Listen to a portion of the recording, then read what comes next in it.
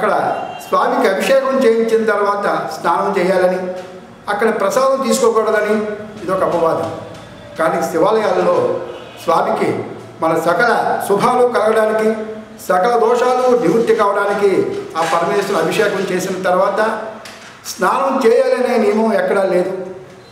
కాళ్ళు కడుక్కోవాలనేది లేదు.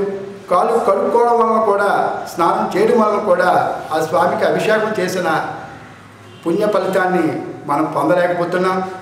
అంతే తప్పకుండా ఆ స్వామి ప్రసాదాన్ని స్వీకరించాలి. ఆ స్వామి యందు శివ శివ శివ శివ నామస్మరణతోటి శివ శివేతి శివేతి శివేతి వా భవ భవేతి భవేతి భవేతి వా హర హరేతి హరేతి హరేతి వా భజ మనః శివమేవ నిరంతరం. ఆ స్వామికి అభిషేకం చేయించుకున్నప్పుడు శివ శివ శివ నమశివాయ పరమశివ మాం పాహి హర హర మహాదేవ శంభో శంకర అనే నామాలు నిత్యం మనం స్మరిస్తూ అభిషేకాన్ని మనం చేయించుకోవాలి. అదే విధముగా ఆ రోజు మందేశ్వర స్వామిని దర్శించుకోలేకపోయినా శనివారం రోజుని తప్పకుండా ఆ స్వామి యొక్క నామాలను మనం కీర్తించాలి. ముఖ్యంగా మందపల్లిలో ఉన్నది మందేశ్వరుడే, లింగమూర్తి రూపంలో ఉండే శివుడే అని భావన చేయాలి తప్ప మందపల్లి శనిగాడు అనేవాళ్ళనే ఆ శనిగాడు తప్పకుండా పట్టుకుంటాడు. అటువంటి వాళ్ళని శని పీడిస్తాడు. శివుడు ఉన్నాడనే సద్భావన కలిగిన వారికి ఆ పరమేశ్వరుడు దీర్ఘాయుర ఆరోగ్యాలని భాగభాగ్యాలని కలిగిస్తాడు. అంచేత మందపల్లి శివుడే అనే భావన మనం కలిగి ఉండాలి.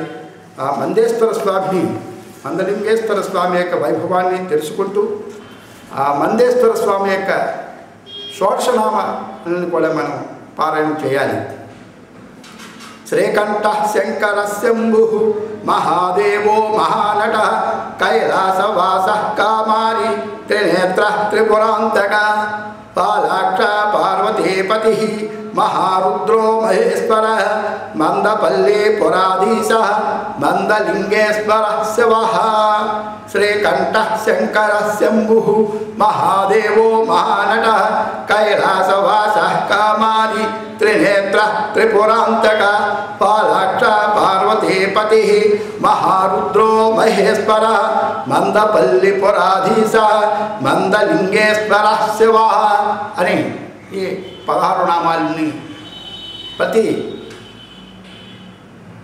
శనివారం నాడు ఆ స్వామికి నామాలు చదవడం వలన ఆ స్వామివారి యొక్క అనుగ్రహానికి మనం పాత్రలు అవుతాం.